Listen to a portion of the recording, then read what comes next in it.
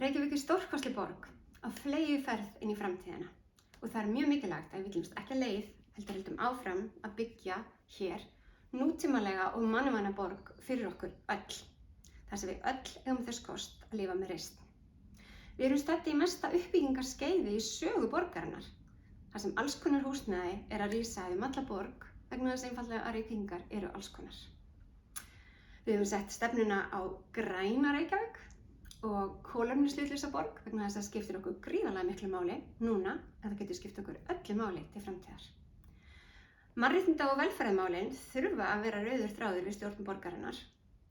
Ég brenn fyrir samfélagi jafnréttis og jöfnuðar, samfélagi þar sem að allir búa við réttlæti og sjálfbær þróun, þar sem við öll getum átt gott og heilsusamlegt líf. Velferðarborg í Reykjavík er hreinlega lykilþáttur í því að þannig samfélag nái að vaxa og dafna á Íslandi. Að því hef ég unnið síðustu ár og mér hreinlega dreymir að fá að vinna að því áfram.